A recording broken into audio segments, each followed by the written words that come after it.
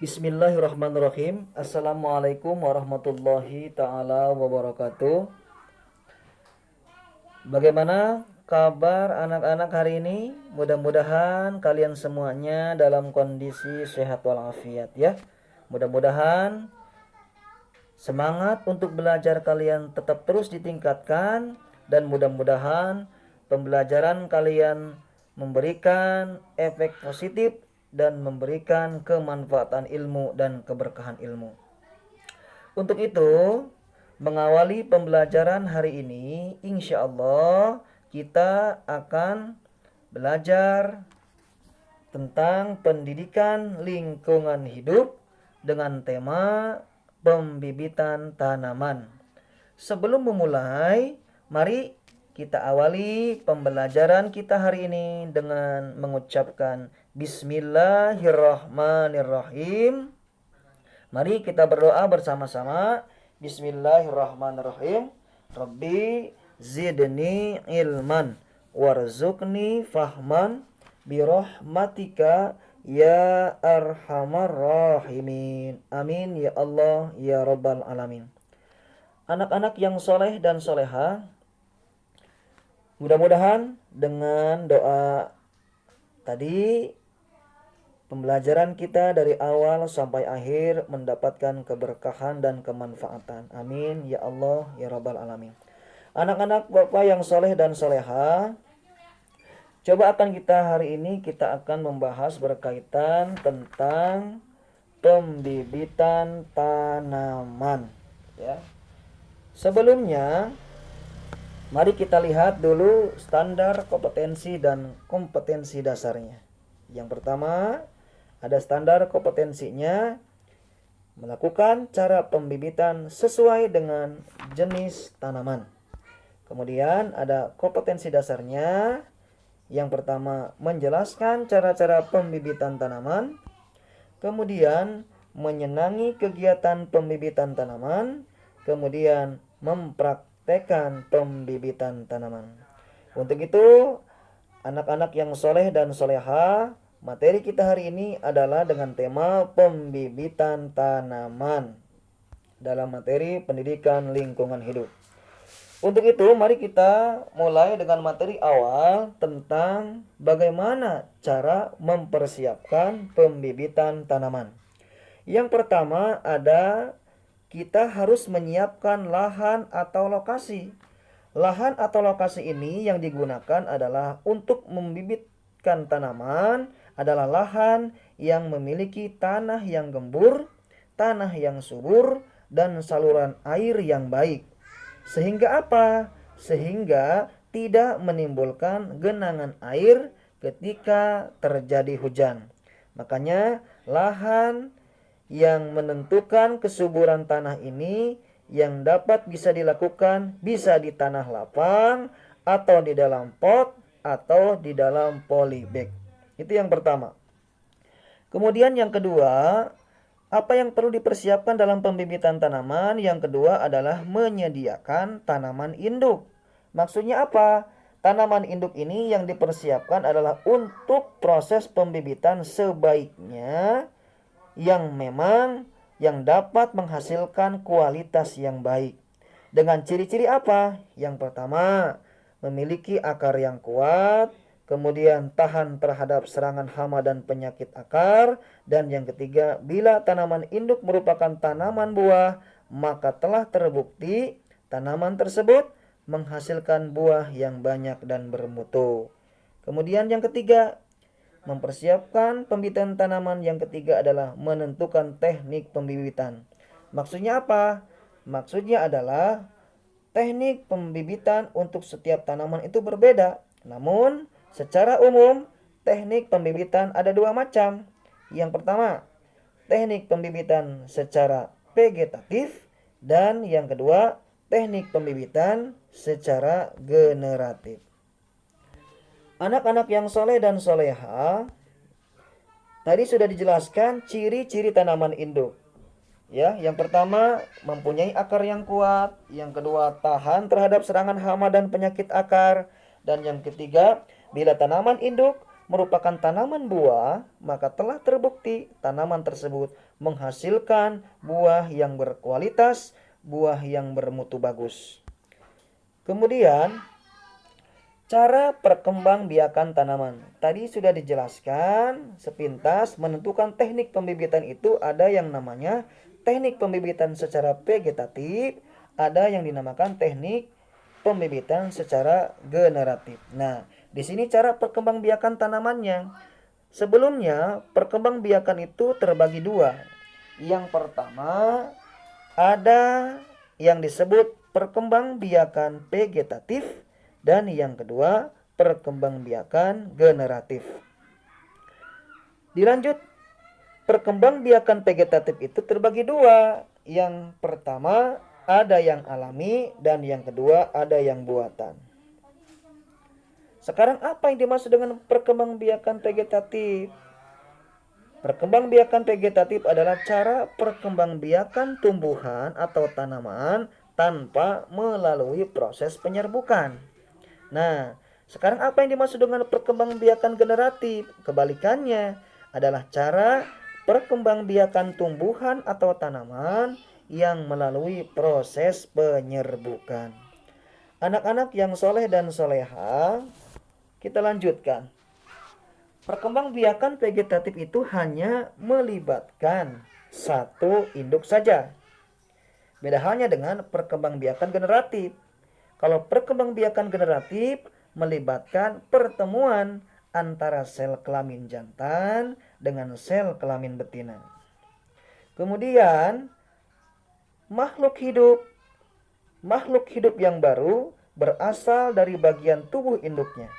Karena itu, makhluk hidup yang baru memiliki sifat yang sama dengan induknya. Anak-anak yang soleh dan soleha, mari kita perhatikan gambar di bawah ini. Ada gambar pisang ya. Kemudian yang kedua ada gambar bawang merah. Dan yang ketiga ada gambar bawang putih. Anak-anak yang soleh dan soleha, ada timbul pertanyaan seperti ini. Apakah pohon pisang membutuhkan bantuan manusia untuk menumbuhkan tunasnya? Ingat, perkembangbiakan seperti contoh di atas yang tadi yang ditampilkan di gambar adalah disebut perkembangbiakan vegetatif alami. Artinya, perkembangbiakan tanpa bantuan manusia. Kemudian, apa yang dimaksud dengan perkembangbiakan vegetatif alami? Tadi, perkembangbiakan yang tanpa bantuan manusia. Artinya, terjadi secara alamiah tanpa bantuan manusia. Mana contohnya? Yang pertama, tunas. Nah, tadi ada gambar pisang ya. Ada gambar pohon pisang. Tunas ini maksudnya apa sih? Tunas itu apa? Tunas itu adalah ranting muda yang baru tumbuh atau calon tanaman baru dari bagian tanaman. Itu tunas. Mana contohnya? Tuh, ada pisang, pohon pisang ya. Ada bambu, ada cucur bebek atau tunas adventif ya. Kemudian yang kedua ada membelah diri. Membelah diri ini contohnya ada ganggang hijau ya. Kemudian ada spora, contohnya tumbuhan paku, kemudian jamur. Kemudian ada lagi rizoma. Rizoma ini apa sih atau disebut akar tinggal ini? Rizoma ini adalah batang tanaman yang tumbuh ke dalam tanah. Ingat, rizoma atau akar tinggal ini adalah batang tanaman yang tumbuh ke dalam tanah. Mana contohnya? Ada jahe di sini tuh, lengkuas, kemudian temulawak dan kunyit. Kemudian anak-anak yang soleh dan soleha, ada umbi lapis. Nah, umbi lapis ini contohnya mana? Ada bawang merah, ada bawang putih, kemudian bawang bombay ya. Umbi lapis ini merupakan pelepah daun yang berlapis-lapis. Nah, pada bagian atas umbi lapis ini tumbuh daun. Dan bagian bawah umbi lapis ini terdiri dari bonggol. Kalau dalam bukunya ya, yang berbentuk cakram dan akar serabut. Nah, jadi Perkembangbiakan umbi lapis ini dimulai dengan tumbuhnya siung pada tunas yang paling luar. Nah, jadi contohnya tadi ada bawang merah, bawang putih, bawang bombay ya. Kemudian dilanjut ada umbi batang. Apa sih umbi batang? Umbi batang adalah batang yang tumbuh di dalam tanah dan ujungnya menggelembung menjadi umbi. Mana contohnya? Nih ada ubi jalar, kemudian kentang. Dilanjut, ada yang namanya umbi akar secara perkembangbiakan vegetatif alami. Apa itu umbi akar? Umbi akar adalah akar yang membesar dan berisi cadangan makanan. Diulangi lagi, umbi akar adalah akar yang membesar dan berisi cadangan makanan. Mana contohnya? Nah, wortel ya yang ditulis di sini ya. Kemudian ada geragi. Nah, apa sih geragi ini? Geragi adalah batang yang tumbuh menjalar di atas permukaan tanah. Kalau rizoma tadi tumbuh ke dalam tanah, kalau geragi tumbuh menjalar di atas permukaan tanah. Mana contohnya? Contohnya ada stroberi, rumput teki, arbe. Nah, itu contohnya ya. Anak-anak yang soleh dan soleha, coba kita lihat gambar di sini tuh. Ada gambar pohon pisang. Tadi disebutkan pohon pisang ini adalah perkembangbiakan vegetatif alami dengan cara tunas ya. Kemudian ada membelah diri. Nah, ada spora. Nah, apa sih spora? Spora itu berbentuk biji dengan ukuran yang sangat kecil. Nah, spora juga disimpan dalam bentuk kotak spora yang disebut sporangium. Nah, mana? Nah, ini spora nih ya, seperti ini. Kemudian dilanjut ada rizoma tadi ya. Rizoma itu akar tinggal, artinya tanaman yang tumbuh ke dalam tanah ya. Ada jahe nih, ada lengkuas ya. Nah, seperti ini yang ada di gambar ini ya. Kemudian ada yang namanya umbi lapis ya. Contoh tadi bawang putih ya. Kemudian umbi akar, mana umbi akar? Nah, ini contohnya nih. Ya. Kemudian ada lagi umbi batang. Nah, nih ada kentang di sini ya. Jadi ini bermacam-macam umbi ya. Ada umbi lapis, umbi akar, dan umbi batang. Anak-anak yang soleh dan soleha, dilanjut ini ada gambar geragi. Nah, lihat ada gambar geragi ya. Kemudian, ada timbul pertanyaan. Disebut apakah perkembangbiakan tumbuhan yang membutuhkan bantuan manusia? Maka jawabannya adalah perkembangbiakan vegetatif buatan. Nah, kalau tadi ada perkembangbiakan vegetatif alami tanpa bantuan manusia, kalau ini disebut apakah perkembangbiakan tumbuhan yang membutuhkan bantuan manusia? Jawabannya adalah perkembangbiakan vegetatif buatan. Mana saja yang disebut perkembangbiakan vegetatif buatan? Yang salah satunya adalah yang pertama mencangkok. Nah, mencangkok. Tahu mencangkok? Mencangkok adalah memperbanyak tanaman dengan cara memotong dahan tumbuhan induknya. Kemudian juga ada stek ya. Ada stek. Kemudian juga ada okulasi ya atau menempel. Artinya memperbanyak tanaman dengan cara menempelkan mata tunas dari dua tanaman yang sejenis tetapi berbeda sifat.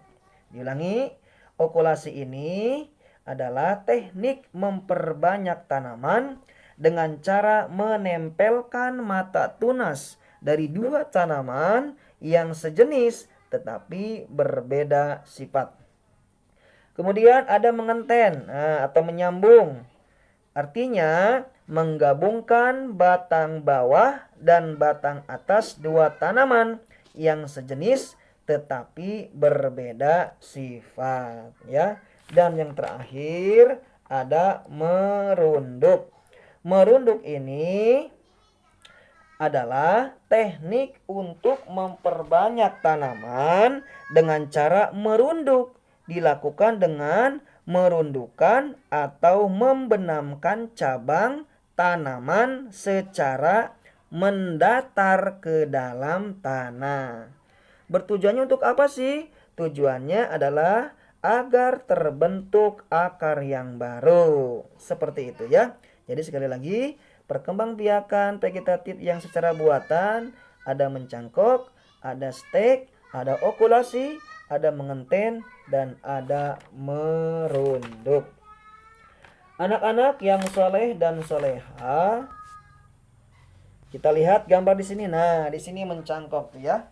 Ada gambar mencangkok ya. Kemudian, nah ini stek ya. Kemudian ada gambar okulasi. Nah, ini gambarnya okulasi ya. Kemudian ada gambar apa lagi? Oh, mengenten tuh. Ada sambung pucuk. Nah, seperti ini gambarnya. Kemudian ada merunduk. Nah, ini gambarnya. Nah, kemudian dilanjut. Ada perkembangbiakan generatif. Kalau tadi vegetatif, kalau sekarang perkembangbiakan generatif. Apa sih perkembangbiakan generatif? Perkembangbiakan generatif adalah perkembangan yang membutuhkan proses penyerbukan antara sel jantan dan sel betina. Kemudian poin yang keduanya, kita harus mengetahui alat kelamin jantan pada tumbuhan itu adalah benang sari. Sedangkan alat kelamin betina pada tumbuhan disebut putik ya. Harus diingat. Sekali lagi, pada perkembangbiakan generatif, alat kelamin jantan pada tumbuhan adalah benang sari, sedangkan alat kelamin betina pada tumbuhan disebut putik. Anak-anak yang soleh dan soleha, kita akan coba lihat di sini bunga ya. Di sini ada bagian-bagian bunga. Ada daun mahkota, ada kepala putik, kemudian ada kepala sari, ada tangkai putik, kemudian ada tangkai sari, kemudian ada bakal buah, bakal biji, dasar bunga, kemudian ada daun kelopak, dan yang paling bawah adalah tangkai bunga.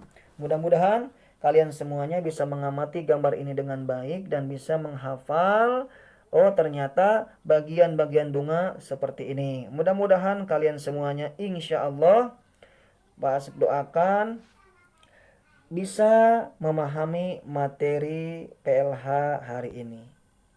Kemudian dikit lagi ada yang namanya macam-macam penyerbukan. Ada penyerbukan sendiri, ada penyerbukan tetangga, ada penyerbukan silang, dan ada penyerbukan bastar. Kemudian yang terakhir ada materi tentang biji. Nah, ini biji dibagi dua. Ada dua jenis, ada dikotil, ada monokotil. Kalau dikotil itu apa? Biji yang berkeping dua. Contohnya mana? Ada mangga, ada kacang ya. Kemudian yang kedua ada monokotil. Artinya apa? Biji yang berkeping satu. Contohnya padi dan gandum. Kemudian oh ya, jagung ya. Padi, gandum, dan jagung. Anak-anak yang soleh dan soleha, alhamdulillah materi untuk PLH hari ini dicukupkan. Mudah-mudahan tadi yang sudah disampaikan berkaitan dengan materi PLH pembibitan tanaman, bagaimana cara kita untuk membibit tanaman atau untuk melakukan pembibitan tanaman, kemudian juga kita mengetahui bagaimana cara perkembangbiakan tanaman baik secara vegetatif dan generatif. Mudah-mudahan anak-anak Bapak semuanya senantiasa diberikan kemanfaatan ilmu dan keberkahan ilmu. Mari kita tutup pembelajaran hari ini dengan mengucapkan alhamdulillahirabbil alamin, subhanaka Allahumma wa bihamdika asyhadu an la ilaha illa anta astaghfiruka wa atubu ilaik. Wassalamualaikum warahmatullahi wabarakatuh.